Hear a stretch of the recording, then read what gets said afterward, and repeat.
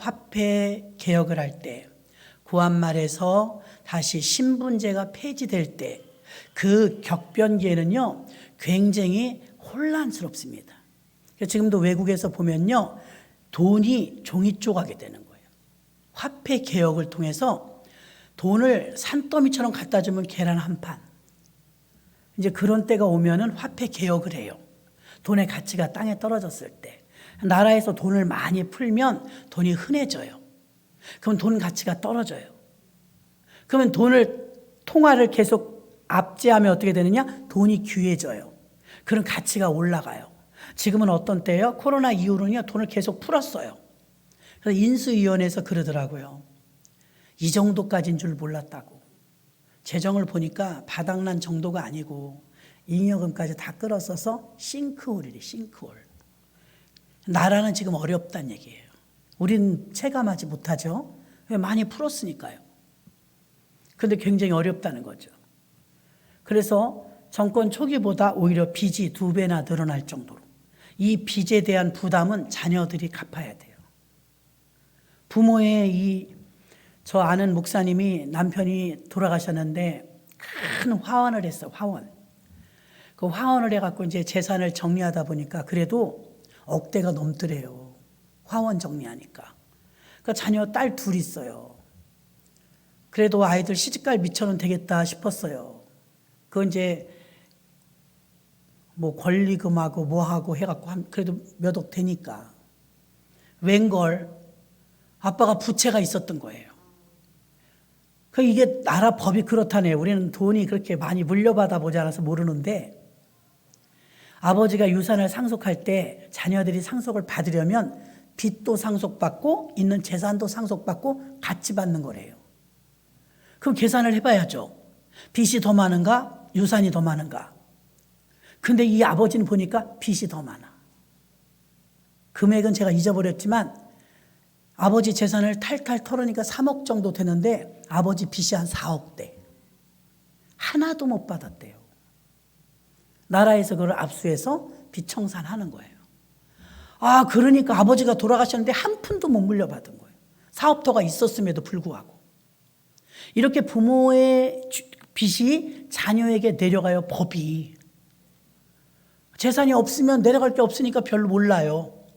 근데 법적으로 빚만 내려가는 게 아니라 재산도 내려가고 같이 내려간다는 거죠. 아무리 계산을 해도 딸들 시집갈 미천은 되겠다 싶었는데 웬걸 한 푼도 못 건졌다는 거죠. 결국은 나쁜 것도 내려가고 좋은 것도 내려가는데 계산해봐갖고 손해보면 유산을 거부하는 거죠. 우리 안 받겠다. 포기. 유산 포기 각서를 쓰고 아버지 재산인데 뻗어치 놓치는 거예요. 기가 막히겠더라고요. 아버지도 돌아가셨는데 돈도 하나도 갖지 못하고 그런 일이 있었습니다. 자, 이렇게 돈의 가치가 격변기를 통해서 물가가 자꾸 올라가잖아요. 이게 위험한 징조예요. 물가가 자꾸 올라가면 돈의 가치가 자꾸 떨어져요. 돈 조금 가지고 많이 살 수 있어야 돼. 돈 많이 가지고 조금밖에 못 사는 거예요. 그러면 이제 화폐 개혁이라는 걸 나라에서 강행하죠. 그때는 어떻게 되느냐? 뒤집어집니다. 뒤집어져. 돈이 휴지가 될 때가 있는 거예요. 옛날에 저 어릴 때는 그 화폐 개혁을 나라에서 했어요. 그래 한번 해가지고서는 그때 돈 가치가 헷갈려갖고 막 한참 헤맸거든요. 자, 저는 교회 다니면서 그런 생각을 한 적이 있어요. 분명히 구약을 읽어보면 집비둘기, 산비둘기, 양이나 소나 염소나 이런 걸 번제물로 드리고 제사를 드렸잖아요. 어느 시점인가 그런 동물 제사가 없어지고 그냥 예배를 드리더라, 이렇게 예배를 드리더라 이거예요. 왜 이렇게 어느 시점에 바뀌었을까? 그게 궁금했었어요. 어느 시점에 제사가 예배로 바뀌었을까? 구약의 제사는 신약의 예배로, 구약의 할례는 신약의 세례로, 구약의 제사는 신약의 예배가 되면서 제물도 바뀌죠. 구약의 제물은 신약의 헌금으로 바뀌었잖아요. 구약의 안식일은 신약의 주일로 다 바뀌었어요. 이게 왜 바뀌었는지를 모르는 거예요. 왜 바뀌었고 어느 시점에 바뀌었는지 그 격변기가 있었죠. 구약의 마지막은 말라기입니다. 말라기 성경이 끝나면서 셧다운 됐어요. 어떻게 셧다운? 하나님이 침묵하시는 거예요. 한마디도 안 하시죠. 여러분 어떤 때 대화가 단절됩니까? 이거 관계가 좋지 않을 때예요. 부부간에든 고부간에든 교우간에든 그 사람하고 나 말 안 해. 이거는 지금 어려운 상태거든요. 하나님이 침묵하시는 거예요. 한마디도 안 하시는 건 하나님이 화나신 거예요. 그래서 한마디도 안 하시는데 얼마 동안 그랬느냐? 400년 동안. 굉장히 길죠. 그러니까 구약이 그렇게 종지부가 찍어지면서 제사법이었는데 신약에 딱 나타난 첫 종이 누구냐면 처음으로 탄생한 주의 종, 드디어 하나님의 목소리를 대변해주는 주의 종이 세례 요한이었습니다. 예수님보다 먼저. 세례 요한의 첫 복음은 따라서 해보세요. 회개하라 천국에 가까웠느니라. 그게 첫 메시지였어요. 하나님의 음성을 대언자가 대신 말해주는데 회개하라 천국에 가까웠느니라. 예수님보다 6개월 먼저 태어난 세례 요한은 친척입니다. 친척. 그리고 예수님이 이제 첫 복음을 30살부터 증거하셨습니다. 공생애를 시작하시면서 예수님도 첫 복음을 전해요. 한 번 더 해보세요. 예수님의 첫 복음도 회개하라 천국에 가까웠느니라. 회개 복음이 첫 번째라는 거예요. 여러분 예수 믿으면서 우리가 어제도 참 굉장한 간증을 하나 들었어요. 들으신 분은 들었는데 뭐냐면 원인 모르게 6개월 동안 똑같은 꿈을 10번 꿨대. 어우 신기하더라고요. 원인 모르게 6개월 동안 똑같은 꿈을 10번 꿨으니 괴롭잖아요. 근데 꿈이 좋으면 자꾸 꾸면 좋은데 안 좋아. 꿈속에서 자기가 사람을 죽였대. 얼마나 끔찍해요. 꿈속에서 자기가 사람을 죽여갖고 도망 다니는 거예요. 경찰은 막 쫓아오고. 근데 이게 한두 번도 아니고 이걸 6개월 만에 10번을 꿨대요. 어우 들으면서 깜짝 놀랐다니까. 그랬는데요. 괴로웠다는 거예요. 너무 힘들고. 근데 어느 날 어느 시에 이제 교회나 우리가 이제 제자 양육반에서 훈련 받으면서 회개에 대해서 강론할 때가 있어요. 회개. 깊이 회개를 하셨대. 하나님 알고 짓고 모르고 지은 죄. 깊이 회개하고 난 그냥 자기는 회개 기도가 감동이 와서 회개를 했대요. 근데 그날부터 어제 들었는데 어제까지 그 꿈에서 해방됐대요. 와 깜짝 놀랐어요. 집사님 진짜요? 그랬더니 네 그리고 꿈 안 꿔요. 얼마나 괴로워하는지 6개월 동안 똑같은 꿈을 그거 꾸면 얼마나 좀 그래요. 마음이 이거 무슨 징조가 있는 꿈인가 보다. 근데요 제가요 회개기도 하고 나는데 그 꿈이 없어요. 저도 도전을 받아갖고 정말 늘 회개기도 해야 된다고 가르치지만 우리가 그냥 지나갈 때가 많거든요. 여러분도 뒷쫓는 어떤 압박받는 일이 있으면 회개하십시오. 회개기도는 늘 해야 돼요. 늘. 다윗같이 회개를 많이 할까요? 다윗은 정말 회개의 종이었어요. 근데 신약 성경에 사도행전 13장에 보면 다윗에 대한 이야기가 나옵니다. 하나님이 인정하는 거예요. 다윗은 나와 마음이 합한 사람이로다. 하나님이 다윗을 그렇게 사랑하는데 왜 사랑하냐? 늘 회개해요. 이스라엘 백성들한테 하나님이 침묵하시면서 400년 동안 말을 안 하셨을까? 회개를 안 해요. 우상 숭배해놓고 죄 지어놓고 회개를 안 해요. 그러니까 하나님이 아예 그냥 말을 단절해버렸어요. 대화를 안 하신 거예요. 하나님이. 그 긴 기간 동안. 그리고 드디어 그 침묵을 깨고 400년 만에 하나님의 음성을 대언자가 나와서 하는데 회개하라 천국이 가까웠느니라. 아멘. 여러분도 즐겨 회개하셔야 돼요. 대부분 문제가 어렵고 힘들고 꼬이고 하는 일들이요 회개하면 풀립니다. 왜? 죄의 담이 가리워져서 안 될 때가 많거든요. 그 죄의 담이 무너지는 것은 회개밖에 없거든요. 그런 간증을 어제 들으면서 정말 그렇다고 오늘 새벽에 기도하면서 하나님 정말 진지하게 깊이 또 회개 기도할 수 있도록 힘주세요. 저도 기도했다니까 도전받아가지고 회개 기도해야 됩니다. 근데 하나님께서 400년 만에 처음으로 말하는 오랜만이다 사랑한다 그럴 줄 알았더니 회개하라는 거예요. 기분 좋겠어요? 듣는 사람들이? 아니 하나님은 400년 만에 침묵을 깨고 말씀하시면서 고작 우리한테 회개하래? 회개를 안 해서 단절됐으니까 회개하라는 거예요. 예수님도 또 회개하라네. 그렇고서 신약이 딱 열리는 거예요. 신약 시대 첫 종은 세례 요한이었습니다. 세례 요한은 요단강에 가서 회개의 세례를 베푸는데 회개하는 자는 다 나를 따르시오. 요단강에 사람들이 얼마나 많이 모였는지 줄을 서서 세례를 받는 거예요. 우리나라는 매장과 화장이 있지만 그 나라에는 수장이 있다고 했습니다. 수장. 바닷물에 인도 같은 나라도 겐지스강인가 뭐 거기에 시신 이번에 막 코로나 걸리니까 빠뜨리잖아요. 신성하다고. 수장하는 나라가 더러 있어요. 수장의 의미는 뭐예요? 죽음이거든요. 세례의 의미도 죽음이에요. 요단강에서 회개하는 자들은, 육성을 죽일 자들, 인간적인 생각을 죽일 자들은 다 나와서 회개하시오 그랬더니 줄을 서서 눈물을 흘리며 회개하는 거예요. 회개하고 나니까 예수 믿으니까 구원받았죠. 회개하니까 구원이 이르렀죠. 회개하니까 기쁨이 충만하죠. 그러니까 세례 요한의 제자들이 처음 예수님의 제자보다 더 많았어요. 인산이네였어요. 세례 요한이 가서 빈들에 가서 마치 구약의 엘리야처럼 석청과 메뚜기를 먹으면서 복음을 증거하면 사람들이 막 인산이네였어요. 예수님이 오시기까지. 그 다음에 예수님이 오시고 나니까 점점 세례 요한의 제자들이 예수님께로 빠져나갔죠. 그러니까 세례 요한의 사명은 예수님의 길을 예비하는 자, 주의 길을 평탄케 하는 자, 예수님이 딱 등장할 수 있도록 길을 만드는 역할을 세례 요한이 한 줄로 믿습니다. 세례 요한은 구원받는 복음까지 전하고 회개의 복음을 전해서 회개의 복음을 통해서 구원받는 반열까지는 갔는데 격변기가 왔죠. 마가의 다락방에 120문도가 성령 받을 때요. 세례 요한 없었죠. 이미 순교됐으니까. 그러니까 세례 요한이 사명을 감당하는 것은 회개의 세례와 구원의 복음까지는 완성했어요. 구원의 복음 회개. 근데 그 다음에 바통을 이어받은 바울이나 베드로나 성령 운동했거든요. 성령을 모르는 거예요. 모를 수 있잖아요, 여러분. 성령을 들어본 적도 없는 거. 오늘 2절 볼까요? 19장 2절 보면 가로되 너희가 믿을 때 성령을 받았느냐? 가로되 아니라 우리는 성령이 있음도 듣지 못하였노라. 모르는 거예요. 우리나라도 마찬가지입니다. 이 격변기를 거치면서 새마을 운동 같은 거는요, 벤치마킹을 하러 오는 해외에서 배우러 오는 사람들이 많대요. 새마을 운동이 우리 가난을 극복하고 다시 산업사회의 부흥을 일으켰던 새마을 운동. 이게 해외로 지금 팔리고 있다잖아요. 그러면 해외에서 정치인들이 이걸 배우러 오는 거예요. 새마을 운동을 어떻게 했는지.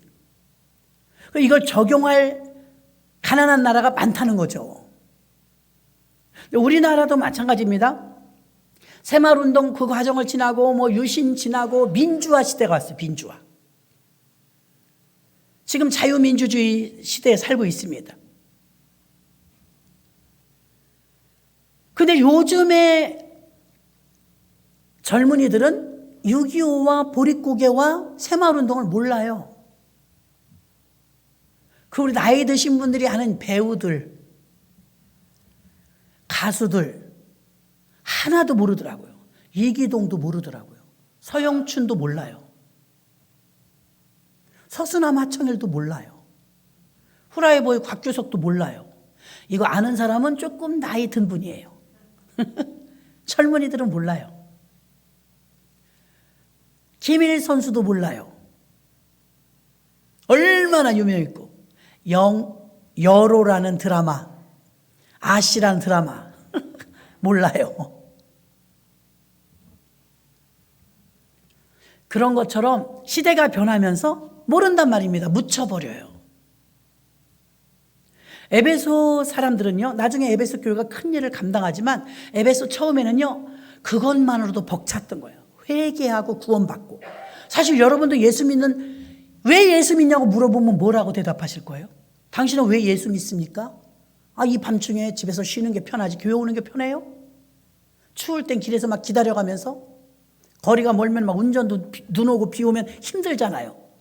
그 집에서 쉬는 게 편하지 여기 오시는 게 편하겠어요? 당신은 왜 예수를 믿으십니까? 그러면 여러분은 뭐라고 대답하십니까? 제일 많이 나오는 대답은 구원받기 위해서입니다. 믿습니까? 구원받기 위해서. 자, 우리의 1차적인 목적은 예수 믿는 이유가 구원이에요. 여러분도 사실이죠? 구원이 1차적인 목적이에요. 죄사함 받고 구원받고. 이 죄의 문제를 해결할 수 있는 곳은 아무 데도 없거든요. 교회밖에. 예수밖에. 예수 안에서 구원받고 예수 믿어서 천국 백성이 되는데 구원이 1차적인 목적이었지만 하나님은 아니었어요. 우리 입장에서는요, 하나님을 믿어서 예수 믿어서 구원받고 천국 백성 되는 게 우리 목적이었는데 하나님은 거기서 끝이 아니었어요. 근데 우리가 그 다음의 격변기를 통해서 그 다음을 모르는 거예요. 오늘 두란노는요, 우리 교회는 1년에 2번씩 두란노 처치 플랜트 훈련을 합니다. 두란노는 구원하고는 상관없어요. 구원 받은 자들이 받는 거예요. 구원 받은 자들이. 구원받는 공부가 아니에요. 구원받는 훈련 코스가 아니에요. 구원받은 자들이 그 다음에 무엇을 해야 되는지. 자, 오늘 바울은 누가 두란노에서 강론을 시작했어요? 바울이 회당에서, 실제 지금도 가보면 회당이 어떻게 생겼냐면, 회당에도, 예배당에도 여러분 같은 그런 의자가 있어요. 이 의자가 여러분 죄수석이라고 했죠? 죄수석. 목사님이 가운을 입는 건 예쁘라고 입는 게 아니고 법복이에요. 죄인이 오는 거예요. 교만하고 자만해갖고 은혜 못 받습니다. 용서함 못 받습니다. 왜? 이 의자 자체가 여러분, 저도 어릴 때부터 평생 이런 의자에 앉아서 예배 드렸는데, 교회 의자는 뭐 편하라고 그런가? 왜 다 이렇지? 그랬거든요. 성지순례 가면 알아요. 회당에 다 이거예요. 이건 너무 고급이에요. 사각계 짝처럼 기다랗게 의자 만들어 놓고 뚝딱뚝딱 못 박아서요, 좀 불편하더라고요. 근데 회당마다 그 의자요. 왜 여기 의자가 다 이렇게 꽂아요? 물어봤더니 이 의자는 죄수석입니다. 죄수석. 의미를 아니까 너무 감사한 거예요. 죄인들은 다 오라는 거죠. 여기 앉으면 죄인이 의인 되도록 구원받는데요, 앞에서 법복을 입으면 법정적 용어가 의롭다 하심, 이 의롭다 하심이란 법정적 용어는요, 그 뜻이 뭐냐면 무죄 선언이에요. 무죄. 이 자리에 앉아서 여러분들이 법복을 입은 목사를 통해서 말씀을 듣고 받아들이면 여러분은 무죄가 되는 거예요. 무죄. 죄가 없어야 천국 가죠. 죄 가지고는 못 가요. 죄 지어서 못 가는 게 아니라 죄를 해결하지 않으면 못 가요. 죄 해결은 단 하나, 회개입니다. 회개. 그러니까 죄인들이 앉아서 잘못했습니다. 회개하는 거예요. 알고 짓고 모르고 지은 죄를 용서해 주세요. 교회만이 죄를 해결할 수 있거든요. 그 여기 와서 앉아 계신 여러분들이 죄인이라는 마음가짐으로 앉을 때 은혜가 임하는 거예요. 나는 죄인입니다. 그 세례 요한의 제자들은요, 죄인인 걸 깨닫고 세례를 받고 나는 이전 사람은 죽었으니 새로운 사람으로 태어납니다. 그러면서 세례를 받았단 말이에요. 요단강에 빽빽하게 수많은 사람들이 와서 세례를 받아서, 예수님도 세례를 받았어요.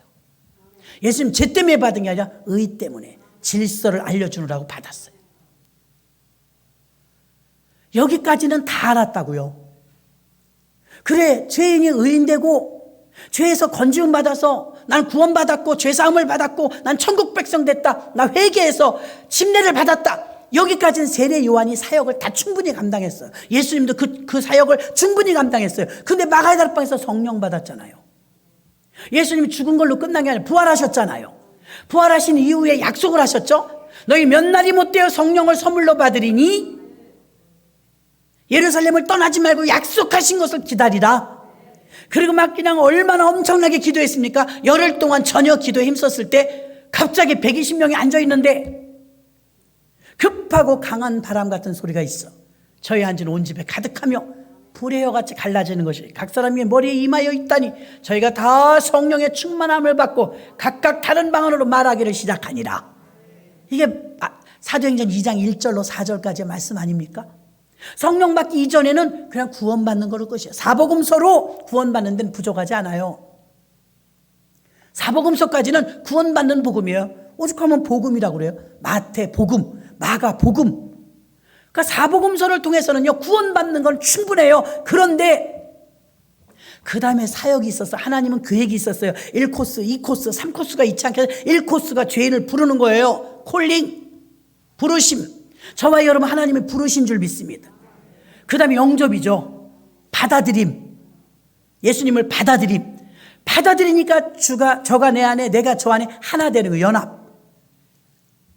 여기까지는 구원받는 데는 복음서가 충분했는데 하나님은 거기가 끝이 아니었는데 우리는 거기서 끝난 거예요. 나 구원받았네. 나 영생 얻었네. 죄에서 사함 받았네. 아유, 이제 대충 조금 살아도 난 천국 가네. 조금 죄를 짓더라도 나는 이제 구원받았네. 여기서 끝나버리는데 한국 교회가 조금 잘못한 게 무엇이냐? 성령 받은 이후의 삶을 안 가르쳐주고 성령 받기까지만 가르쳐줬어요.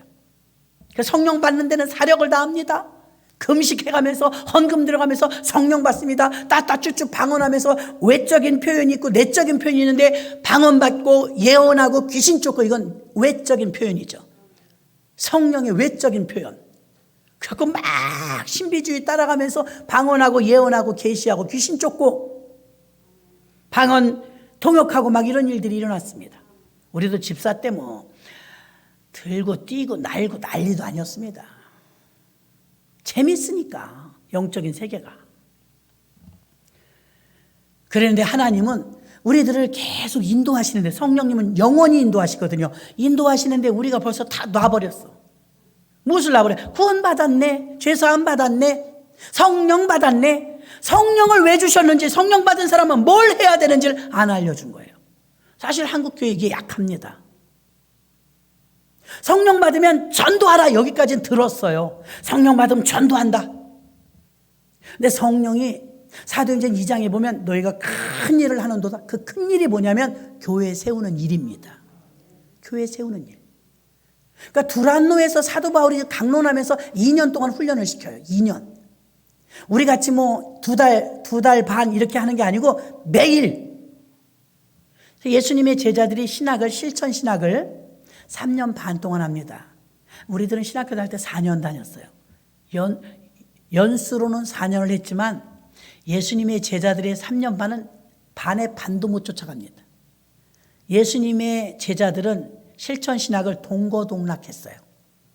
근데 우리는 몇 시부터 몇 시까지 월화목금만 학교를 갔어요. 월화목금. 신학교니까 교회 가는 날은 빼는 거예요.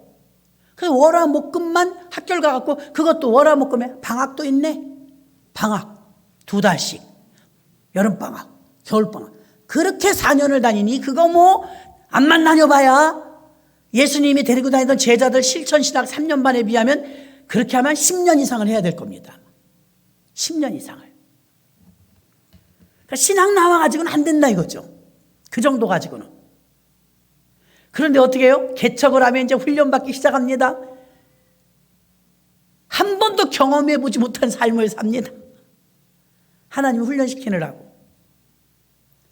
에베소 교회를 사도 바울이 도착했더니 믿음이 너무 예쁜 거예요. 하나님도 잘 믿고 세례 요한도 알고 이 에베소에 갔더니 성경 박박사가 있어요. 누구? 아볼로가요. 사도 바울이 여러분이 지금이니까 사도 바울 막 대사도 바울 그러지만 그 당시에 사도 바울도 적수가 있었어요. 어떤 적수요? 호적수. 조금 샘나는 사람이 하나 있었단 말입니다. 그게 누구냐면 아볼로였어요. 어떻게 바울 같은 사람이 아볼로를 부러워할 수 있습니까? 부러워했어요. 그의 성경 고린도전서 3장에 보면 이렇게 기록해요. 나는 심었고 아볼로는 물을 주었으되 하나님은 자라나게 하시느니라. 자, 심은 사람, 자라나게 하는 사람. 바울의 머릿속에는요. 내가 뿌리는 박혀줬는데 설교 말씀으로 풍성하게 먹고 자라는 건 아볼로가 했다는 거예요. 설교를 자기보다 잘했다고 인정한 거예요. 하나님 말씀을 전파하는 데 있어서는 아볼로가 나보다 낫다. 지금 이 후대 2000년이 지나고 나서 지금 안타까운 게 무엇이냐면 우리 같이 신학을 전공한 사람들은요. 듣고 싶은 사람이 설교하자. 전 세계에서 설교 가장 잘하는 사람이 스펄전 목사님이에요. 스펄전 목사님. 근데 성경 속에 있는 인물 중에서 제일 듣고 싶고 만나보고 싶고 메시지를 듣고 싶은 주의 종이 누구냐? 통계를 했는데 아볼로가 나왔어요. 아볼로 설교를 우리도 듣고 싶은 거야. 지금 후세대지만. 미안하지만 한 건도 없어요. 왜 없느냐? 기록을 안 했어요. 기록을. 근데 바울은 잘 못했대요. 설교를. 믿어줘요 여러분? 이렇게 박식한 사람이? 메브리코의 대머리였어요. 인물도 없어요. 베드로가 훨 나요. 털보예요. 베드로는. 근데 바울은 코는 메브리코에다가 머리카락은 없고 키는 작고 학식과 이런 지식은 있는지 모르지만 인물 외모로는 바울이 좀 별로였어요. 별로. 그런데 이 사람은 다 기록하는 거예요. 신약 성경이 27권이잖아요. 3, 9, 27, 구약 39권, 신약 27권. 27권 중에서 13권을 바울이 썼어요. 대단하죠? 13권을. 기라성 같은 주의 종들이 얼마나 신약에 많아요. 그런데 성경을 13권이나 쓴 사람이 사도 바울이에요. 바울은 옥중에서도 쓰고 다 쓴 거예요. 그러나 놀라지 마십시오. 이 13권의 성경이 오늘날 전 세계 복음의 밑거리 내서 바울 신학이 된 거예요. 바울이 기록해 놓은 것이 근간이 된 거예요. 근간. 프레임이 된 거예요. 복음을 전하는데 완전한 프레임. 너무나 정확하고 너무나 실제적이고 너무나 성령적이고 일맥상통하며 딱 맞아 들어가고 어떻게 성령이 글을 들어서 쓰셨는지 어떻게 성령이 세계 선교에 이렇게 발맞춰 가게 했는지 너무나 정확하게 바울이 다 기록해놨더라 이거죠. 그래서 바울은 그 당시에는 그렇게 큰 주목을 받지 못했어요. 그 당시에는 인물도 별로지. 또 가끔 이 사람한테 덮여 씌운 프레임이 뭐예요?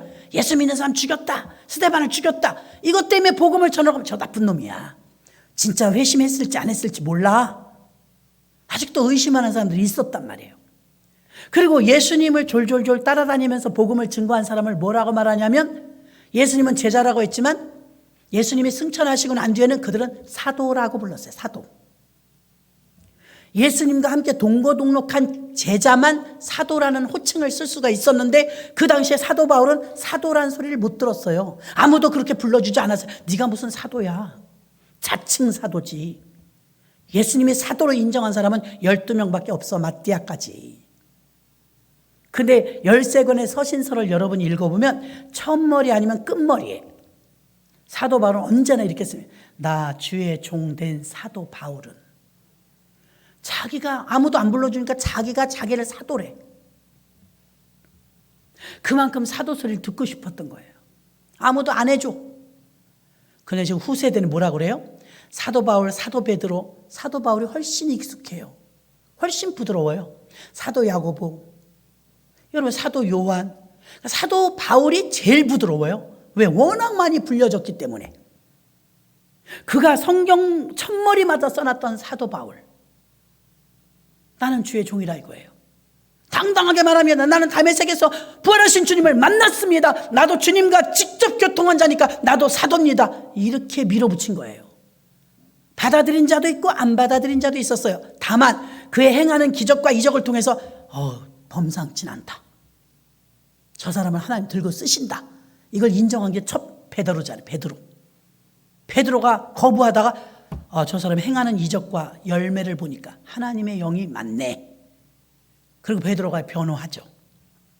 바나바가 막 적극적으로 이 사람은 성령의 사람이라고 변호하죠. 그래서 조금 발판을 디딜 수 있었지만 그 당시에는 어디다가 지금 베드로가 견줍니까? 베드로는 수제자고 유명했고 사도 바울은 인정받지 못했어요. 그가 계속 부러워했던 사람이 아볼로였다는 거예요. 그런데 놀라운 것은 성경에 박박사였고 아볼로가 성경에 굉장히 박식한 사람이었지만 설교도 그렇게 잘했지만 성령을 못 받았어요. 이거 아이러니예요. 한국교회 목사님 성령 못 받은 분 많아요. 어떻게 그럴 수가 있어요? 목사님인데 목사라고 그냥 주진 않아요. 하나님이. 성령을 못 받으신 거예요. 아볼로가. 그래갖고 19장에 오늘 여기서 받는 거예요. 2장에서 성령을 받았는데 19장까지 오도록 세월이 흘렀잖아요. 이제사 성령을. 에베소 동네에 있는 모든 교인들은요 성령을 모르는 거예요. 회개의 성령만, 회개의 세례만 아는 거예요. 그 12명 되는 제자들이 있었는데 우린 들어보지 못했는데 성령이 뭐야? 우리는 세례 요한의 회개의 세례만 받았어. 요단강에서. 성령이 임했는데 너희는 성령이 임한 것도 몰라? 아무리 격변기지만 아무리 예수님이 부활 승천하시고 올라가셨다지만 너희는 왜 다 받은 성령 120명이 성령 받아갖고 그 다음에 계속 성령이 퍼져나가는데 왜 너희는 여태까지 성령을 몰라? 우리 성령 몰라. 이렇게 된 거예요. 그래서 6절 보십시오. 6절 보면 바울이 그들에게 안수하며 성령이 그들에게 임하심으로 방언도 하고 예언도 하니 모두 12사람쯤 되니라. 아멘. 원래 세례 요한의 제자였는데 바울이 너희가 믿을 때 성령을 받았느냐? 듣지도 못했어. 성령이 뭐야? 그러니까 막 가서 안수하는 거예요. 성령님 이들에게 성령을 부어주세요. 회개한 이들에게 성령을 부어주세요. 여러분, 그들에게는요 회개도 했고 침례도 받았고 구원의 확신도 있었어요. 성령을 못 받은 거예요. 자, 성령을 받은 이 12명을 통해서 또 어떤 역사가 더 번져나가는데요. 성령 받은 이후에는 뭐 했느냐? 회당으로 데려갔죠. 회당. 지금도 가보면 회당은 이런 의자라고 했습니다. 회당에서 쫓겨났어요. 석 달은 버텼어요. 석 달. 3개월 동안 강론하는데 회당에 가면요 의자가 이렇게 된 거 있지만 옆으로 나 있는 의자도 있어요. 뺑 돌아가면서 벽에다 기대게 의자를 이걸 놨더라고요. 가운데는 비었어. 그리고 앞에는 강대상 하나 있어요. 여기서 강론하는 거예요. 막 예수님이 설파하는 거예요. 그리고 이제 성전을 가면 이렇게 해놨죠, 의자를.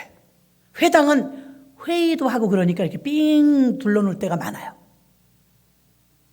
그 회당에서 막 복음을 증거하는데 가보니까 회당 사정이 어떠냐면 땅바닥이 그냥 흙바닥이에요. 얼마나 사람들이 많이 들어왔는지. 우리나라 옛날 부엌의 흙바닥이었잖아요. 딱딱한 흙바닥, 뺀질뺀질한 흙. 거기가 그래요. 흙바닥이에요. 회당마다. 동네 회당에 하나씩 있어요.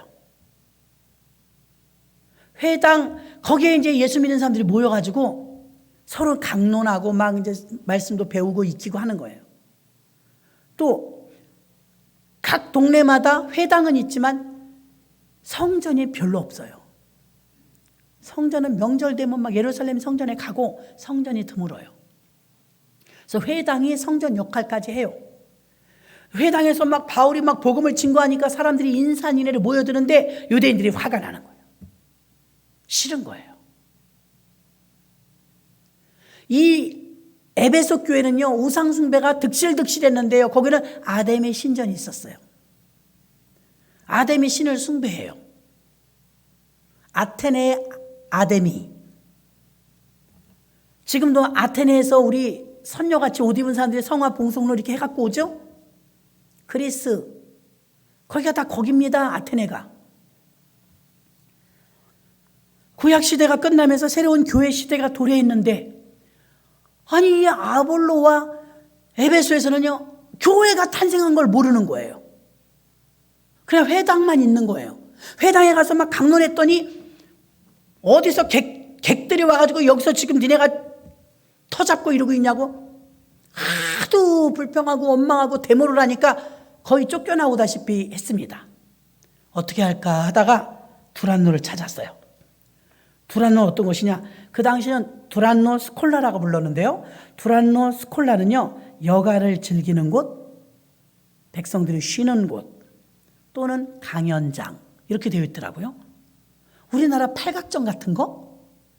그렇게 생각해도 될 것 같아요.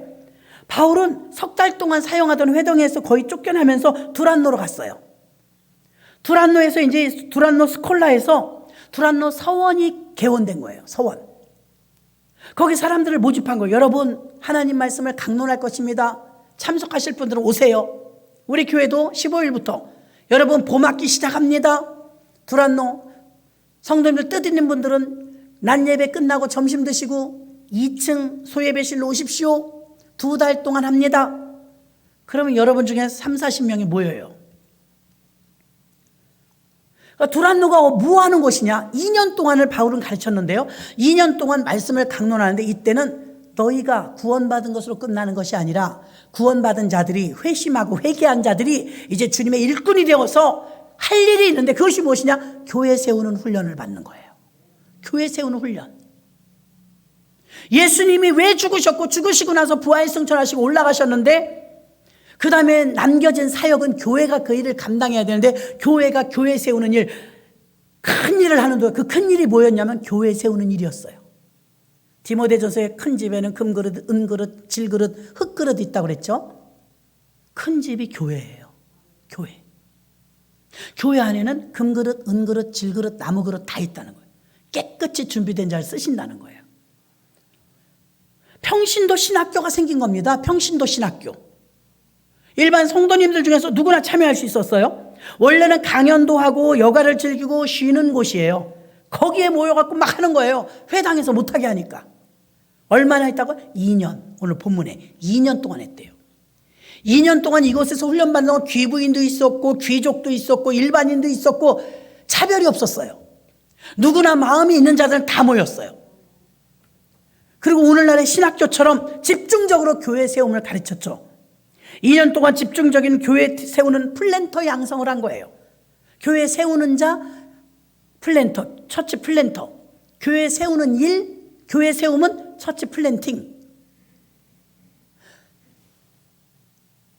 사도행전 2장에 나타난 초대교회와 데살로니가 교회, 에베소 교회, 빌립보 교회, 로마 교회, 교회가 막 세워졌잖아요. 그때 세워졌던 그 교회를 그대로 이식한다. 원형 교회를 현대 21세기의 교회 그대로 접목한다. 이게 처치 플랜팅입니다. 이식했다. 근데 이식하는 과정 속에서 훈련을 받으면서 교회를 세우는 자들이 자원하여서 구원받은 자들로 구성된 사람들입니다. 구원받은 자들이 두란노에서 무엇을 해요? 교회 세우는 훈련을 받았어요. 2년 동안. 그러고 나서 나가서 교회를 세우는데 120명의 성령 받아갖고 두란노 훈련을 거쳐서 전 세계 이 당시 갑작스럽게 100교회가 세워집니다. 100교회. 하나님이 교회 세우는 자를 얼마나 기뻐하시. 지난주에 조금 거론했죠. 하나님이 가장 이 세상에 좋아하고 신성하고 사랑하는 거 두 곳. 교회와 가정. 가정 무너뜨리는 자, 남편이 됐든 부인이 됐든 어느 쪽이 됐든 하나님 기뻐하지 않아요. 가정 세우는 자를 기뻐하세요. 교회도 마찬가지. 교회 무너뜨리는 자, 자기 잘났다고 아무리 떠들어도 기득권을 가지고 있다 할지라도 노. 하나님 어떠냐? 교회를 나 하나가 손해보더라도 나 하나가 참고 인내하면서 입 꾹 다물면서 교회만 세워진다면, 이런 자가 있다면 처치 플랜터입니다. 처치 플랜터. 그러니까 우리는 여러분 두란노에 가서 이 훈련받고 공부한 사람들이 어떤 사람들이냐면 이제 예수 믿고 구원받을게 이 단계가 아니라는 거예요. 이미 구원받은 자들 중에 회개를 다 한 사람들 중에 하나님 앞에 천국 백성으로 보장받은 자들, 의인 되어서 무죄 선언을 받은 자들 중에 하나님은 2년 동안 집중적으로 훈련시켰는데 두란노 서원에서 두란노 훈련을 시켰다는 거예요. 이 두란노 훈련을 시켜서 그들을 통해서 쫙 뻗어나가서 온 유럽이 교회가 세워진 거예요. 지금까지도 지금 100만 교회. 누가 지금도 그 일을 하느냐? 세례 받은 자, 복음을 다 이해한 자, 예수를 받아들인 자, 그들 중에 교회 세우는 처치 플랜터 훈련 받은 자들이 전 세계에 나가서 지금도 교회를 세우고 선교를 하는 것입니다. 그래서 여러분들도 복음서에만 머물러 있으면 안 돼요. 마태, 마가, 누가, 요한복음에서 좋죠. 여기서 은혜 받고 여기서 복음 받아들이고 내 죄 사함 받고 그것도 기뻐요. 그러나 하나님은, 여러분을 향한 하나님의 뜻은 거기가 끝이 아니었다는데 우린 거기가 다 끝난 줄 알고 목적을 이뤘다고 생각한다는 것입니다. 하나님 거기가 끝이 아니고 거기가 시작이에요. 구원받으면 구원받은 자들 중에서 교회 세우는 자들이 나올 것이다. 근데 거기까지 안 가는 거예요. 한국교회에서 이거를 교육을 못했어요. 저도 평생 예수 믿었지만 별로 못 들어봤어요. 지금은 전 세계에 200개국 나라 가운데 130개의 나라가 처치 플랜팅을 합니다. 지금이라도 늦지 않았죠. 우리나라는 좀 특성 있는 교회예요. 파라처치. 로컬 처치, 지역교회가 로컬 처치인데 파라처치는 선교잖아요. 선교. 우리나라에 들어와 있는 모든 훈련 교재가 사랑의 교회에 있는 제자훈련 그 교재도 마찬가지예요. 내비게이터도 마찬가지고 한국에 들어와 있는 모든 훈련 교재들은요 거의 다 파라처치예요. 선교 중심이에요. 선교. 그래서 우리나라는 선교만 그것만을 목적을 놓고 있는데 사실 그렇지 않아요. 로컬 처치, 우리 지역 교회들이 다 있잖아요. 지역 교회. 근데 본토에 가면 어때요? 본토의 복음을 들어보면 거기는 파라처치 그 선교하는 훈련을 많이 받지 않아요. 교회 세우는 훈련을 많이 받아요. 우리나라는 제외됐다니까요. 130개국의 나라가 파라처치가 아니고 로컬 처치, 교회 세우는 훈련을 받고 있는데 한국은 안 한다니까요. 선교사 나가고 선교단체 목숨 걸고 부들부들 떨면서 나가는 거 이것만 알지 차분히 교회 세우는 훈련을 안 시켰다니까요. 우리도 받아본 적이 없어요. 중고등학교 다 다녔어도요. 받아본 적이 없어요. 두란노 서원은 그런 의미에서 굉장히 의미가 커요. 두란노 훈련은 받으셔야 합니다. 구원받은 자가 구원받는 과정을 배우는 게 아니에요. 여기서는 예수 믿고 은혜 받고 은혜 받는 데가 아니에요. 여러분 예배 드리면 은혜 받을 수 있고 예배 드리면 문제가 해결될 수 있고 예배 드리면 하나님 만날 수 있지만 인격체로 여러분들이 제자가 되고 사도 되는 데는 훈련 받아야 됩니다. 훈련. 우리 교회에 오신 분들이 훈련 다 안 받고 왔어. 다 안 받고 오셔갖고요. 다 개인주의 신앙이에요. 한국 교회는 정말 개인주의 신앙이에요. 무조건 구원이 1대1이다 해서 개인주의 신앙. 성령이 내려오신 그 자체부터가 개인을 위해서 주신 게 아니에요. 120분들에게 똑같이 성령을 부어주시면서 이 성령 받은 사람들이 뭐 했냐면 그날이 교회 탄생일이요 교회 세운 날입니다. 그러니까 성령을 주신 이유가 교회를 세우라는 거예요. 우리 힘으로 안 되니까 듀나미스 힘을 주시면서 교회 세우라는 거예요. 그 힘을 가지고 교회를 채우라는 거예요. 전도하라는 거예요. 사명을 알아야 되는데 우리는 구원받는 걸로 끝났다는 거예요. 그동안 구원받고 응답받고 은혜받고 위로받고 교회는 여러분이 몸들이고 우리 몸에 교회를 위해서 흔적을 가진 자들, 교회를 위해서 고난도 가진 자들, 그게 진짜입니다 여러분. 근데 우리 초보적인 신앙의 단계에서 못 벗어났다는 거예요. 그러면 사람들이 그렇게 그렇게 힘들고 그렇게 무서우면 뭐 어떻게 다니겠어요? 순교도 한다 그러고. 한여름에 노동일 하시는 분들 교회도 계시잖아요. 집사님 세상에 땀 좀 봐. 미역 감아요. 한여름에 밖에서 서 있기도 힘든데 일해봐요. 땀이 막 줄줄줄 흐르더라고요. 그래서 제가 그랬습니다. 예배 드리러 왔더니 집사님 땀을 너무 많이 흘리시네요. 얼마나 힘드세요? 제 딴에는 노동일 안 해봤으니까 위로한 거예요. 그분 대답이 뭐라 그런지 알아요? 아니에요 목사님 시원해요. 더위를 그냥 싸우는 건데 이걸 피하려니까 힘들지요. 그냥 에라 모르겠다고 뭐 어차피 노동복 입었으니까 땀을 즐긴다는 거예요. 안 힘들어요 목사님? 땀도요 흠뻑 흘리면 깨우네요. 그리고 목사님 제가 언제가 제일 행복한지 아세요? 이렇게 비오도 땀을 흘리고 집에 가서 샤워 싹 하고 밥상 앞에 앉으면 천국입니다. 천국입니다. 즐기더라고 여름을, 그 더위를. 그러니까 우리가 생각할 때 얼마나 힘드세요. 이 더위에 가만히 있어도 더운데 그 무더운 날씨에 현장에서 일하시느라고 얼마나 힘드세요. 우리는 그렇게 생각을 해요. 당사자한테 물어보니까 그걸 즐기더라니까요. 우리는 지금 들을 때 아유 고난을 어떻게 짊어져. 교회를 위해서 내가 고난을 왜 짊어져. 아유 힘들게 왜 그렇게 예수를 믿어. 물어보십시오. 교회 안에서 앞장서서 막 순교자적인 마음을 가지고 믿음으로 사람들한테 물어보십시오. 행복하다고 합니다. 스데반 집사도 그랬어요. 얼굴이 천사의 얼굴 같았더라. 주님 때문에 죽으면서도 천사의 얼굴 같았대요. 사실 우리가 순교를 못해서 그렇지 순교하는 자들의 마음은 기뻐요. 사도 바울이 63세인가 64세에 순교당했습니다. 그때 당시 63세 64세는 명 다 사신 거예요. 하나님이 그에게 엄청난 축복을 주려니까 마지막 데려가실 때 상급을 막 얹어서 보내시는데 죽을 때 된 나이였는데 그를 순교시켜서 데려가시니 그 상급이 얼마나 큽니까? 당하는 사람 고통스럽지 않아요. 감당할 수 있는 힘을 주시는 줄 믿습니다. 정말 그런 믿음만 된다면, 우리가 믿음이 안 돼서 그렇지 믿음만 된다면 이거는 행복한 것입니다. 어차피 죽지 않아요? 늙어서 죽든 병들어서 죽든 사고로 죽든 어차피 죽지 않아요? 그런 기도를 한 번 한 적은 있어요. 어차피 죽을 텐데 이왕이면 죽을 때 주의 영광을 위해서 죽게 하여 주옵소서. 어차피 죽잖아요. 죽을 때 하나님의 영광을 위해서 죽는다면 어디서 어떻게 죽을지 우리 모르지만 한 번은 죽잖아요. 그 죽음이 주의 영광을 위해서라면 이 또한 은혜 아닙니까? 근데 그 경지까지 우리가 무서워서 못 가는 거예요. 별거 아니거든요. 땀 흘리고 일하는 노동자 이 집사님이 아유 시원해요 목사님. 그렇게 고통스럽지 않아요. 즐기더라니까요. 땀내고 샤워 한 번 하면 얼마나 시원한데요. 그렇게 덥지 않아요. 보는 것처럼. 땀이 날 뿐이죠. 그냥 이겨버리는 거. 아, 그래요? 그냥 엄두도 못 내는 거. 우리는 가만히 서 있어도 땀이 줄줄 나는데 어떻게 일을 하지? 숨 막혀서 어떡하지? 걱정했지만 당사자 입에서 나오는 소리는 그렇게 내가 걱정한 것만큼 힘들지 않더라 이거. 지금 여러분이 생각할 때 교회를 위해서 내가 어떻게 고난을 짊어져?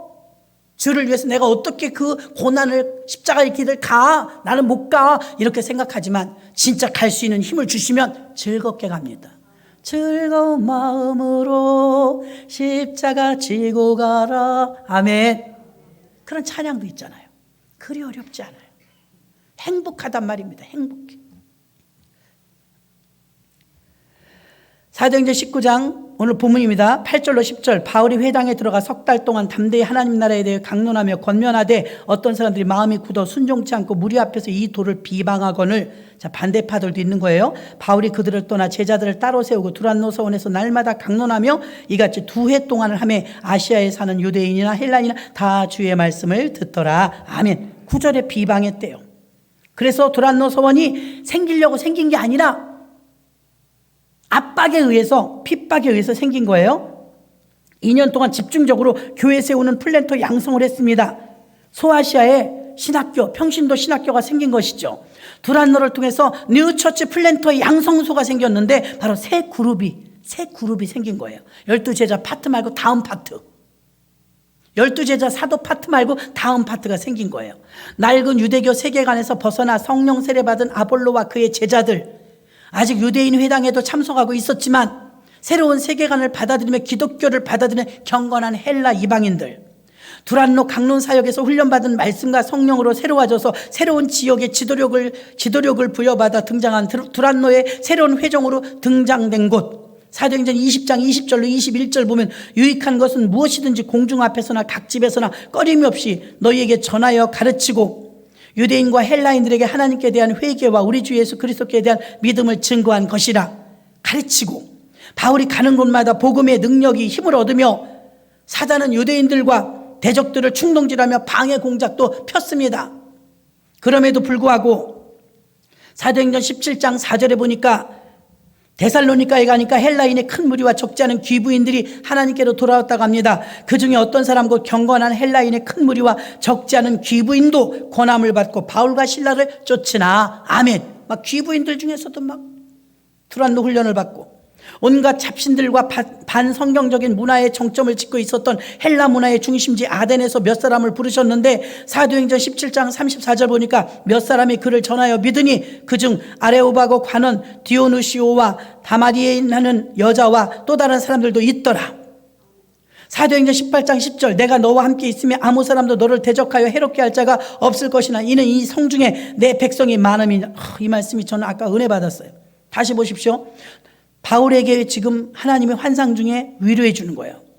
내가 너와 함께 있으며 아무 사람도 너를 대적하고 해롭게 할 자가 없으리니 이는, 이게 중요해요, 이 성에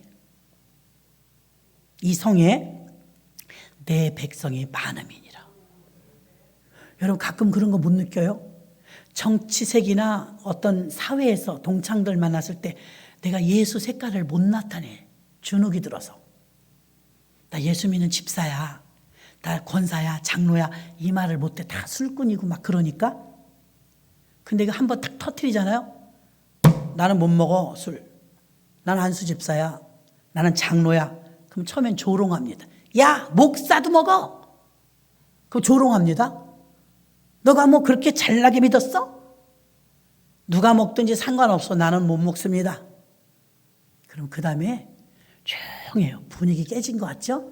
뒤로 와서 물어보는 사람, 나도 집사야. 어떤 사람은 나도 장로야. 당신 용기 있네. 내가 안 드러내서 그렇지 드러내면 숨어있는 사람 많아요. 적어요? 많아요. 전도하러 나가보십시오.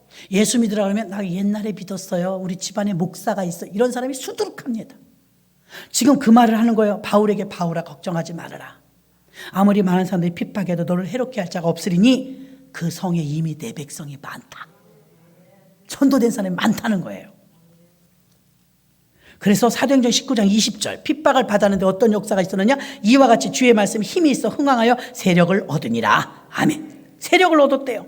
두란노라는 새로운 공간에 와서 그 공간에서 2년 동안 말씀을 깊이 가르치자 바울이 손수건과 앞치마만 덮어도 병이 치유되며 능력이 나타났습니다.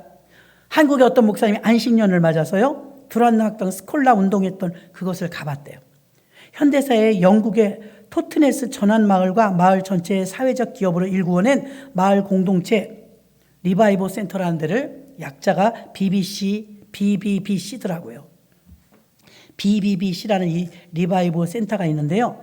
여기는 현대판 두란노래요. 현대판 두란노 훈련 양성소.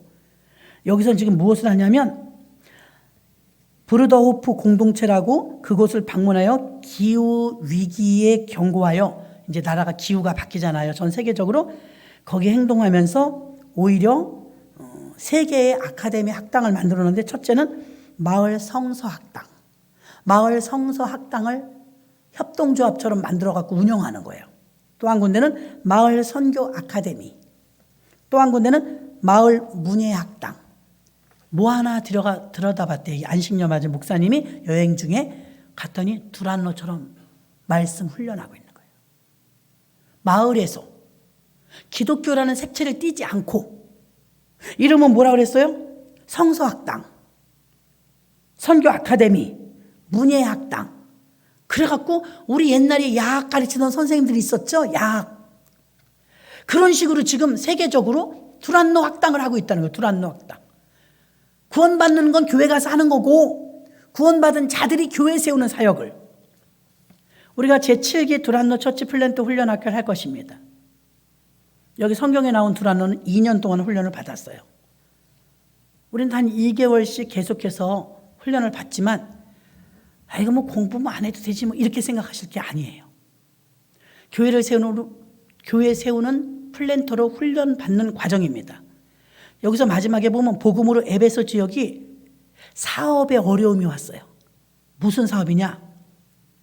에베소에는요, 아데미 신이 세다고 그랬습니다. 유방이 9개나 있어요. 아데미가 여자 신이에요. 자, 근데 이 아데미 신전을 굉장히 신성시합니다. 바울이 말씀으로 흥황하여 권세 있게 전하니까 우상은 시들어지겠죠. 말씀이 강성하니까. 오늘 본문 읽어보면 은 5만이나 되더라, 이렇게 그런 내용이 나옵니다.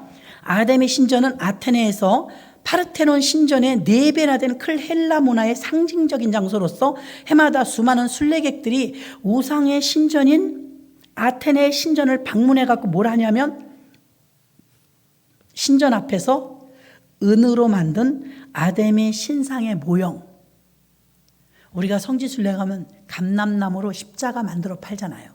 다 사갖고 오거든요. 아데미에 가면 아데미 신 우상을 은으로 만들어서 팔아요. 그래서 은장색이 있었다고 그랬죠.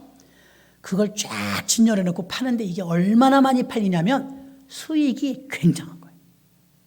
다 돈입니다. 예수님 팔아먹을 때도 돈 때문이었고요. 근데 지금 바울이 왜 미우냐면, 저놈이 와가지고서 말씀이 흥황하여 권세 있으니까 이제 그까짓 거 뭐 아데미 신전 그거 우상이다 이러니까 누가 신상을 사요? 안 사잖아요. 그러니까 돈벌이가 안 되는 거예요. 사업이 망하는 거예요. 그럼 물질 부분으로만 봤을 때 바울 일행이 예쁘겠어요? 꼴보기 싫죠. 그래갖고 자꾸 쫓겨내는 것입니다. 은으로 만든 아데미 신상의 모형을 팔아서, 이게 비즈니스예요. 에베소에서는 가장 큰 수익 사업이었어요. 수익 사업. 그런데 에베소 도시의 상징적인 관광 사업이 멸망하게 생긴 거예요. 바울 때문에. 그들의 신전 사업은 말 그대로 부도가 날 위기에 처했으니, 에베소와 아시아 지역에 흥황하여 세력을 얻은 주의 말씀과 예수 때문에 아데미 신전과 그 동네 사업이 쫄딱 망하게 생긴 거예요. 그래서 그 당시 노동조합의 대표격을 맡고 있었던 데메드리오라고, 은장색 데메드리오라고 나옵니다. 성경에. 데메드리오는 조합원들을 불러놓고 선동합니다. 천하를 어지럽게 하는 자들이 왔다. 바울을 말하는 거예요. 천하를 어지럽게 하는 사람이 여기에 왔다. 여기 오기 전에도 천하를 어지럽게 했다. 사도행전 17장 6절. 발견치 못하며 야손과 및 형제를 끌고 읍장들 앞에 가서 소리질러 가라되 천하를 어지럽게 하던 이 사람들이 여기도 이름에 데모하면서 지금 이들을 체포하는 거예요.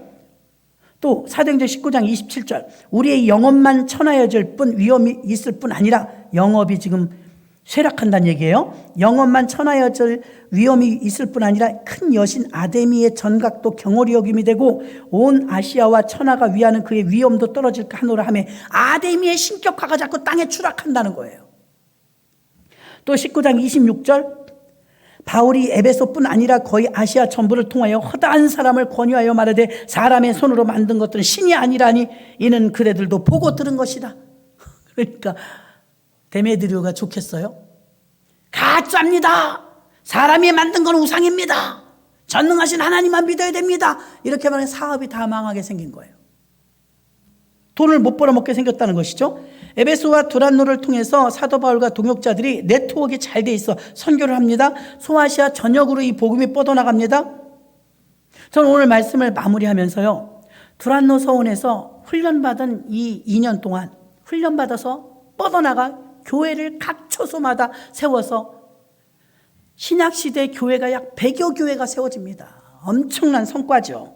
에베소에 가서 파르테돈 신전에서 아데미의 그 은장색 데메드리오의 그 핍박과 어려움 때문에 어려움은 있었지만 성과 또한 대단했어요. 귀부인들이 막 예수 믿겠다고 오고요. 앞치마만 얹어놔도 병자가 떠나가고요. 이런 능력이 나타나니까 아데미에게 가서 비나이다 하는 사람 점점 줄어드는 거예요. 우리나라도 마찬가지입니다. 불교가 흥황했지만 기독교가 들어오면서 쇠락하죠. 쇠락할 수밖에 없죠. 죽은 신이니까. 좋겠어요? 안 좋죠. 바울은 이렇게 우상이 득이하고 있었던 에베소란 지역에 가서 살아계신 예수님을 증거하며 그것도 모자라서 에베소에 가서 막 훈련을 시키는데 자기는 파라처치잖아요. 떠돌아다니면서 순회 전도자니까 자기는 떠나도 이 지역에 살고 있는 사람들이 복음을 계속 증거해야 되는데 이걸 누가 해야 돼요? 로컬 처치인 그 현장에 있는 사람들이 해야 되니까 가르쳐야 되잖아요. 저희 지금 선교센터에서도 몽골에 가서 몽골 현지인들을 가르치더라고요. 코로나 같은 이상한 일이 생기니까 다 추방돼요. 선교사님들이 이번 코로나에 얼마나 많이 추방되고 얼마나 많이 죽었나 몰라요. 그 추방되니까 기껏 몇 년 동안 세워놨던 교회가 그냥 하질 못하는 거예요. 그러니까 부지런히 어떻게 해요? 부지런히 막 가르치는 거예요. 두란노 서원은 그런 역할에서 교회 세우는 훈련 장소였다는 걸 아시기를 바랍니다. 하나님이 여러분을 향한 계획도 마찬가지입니다.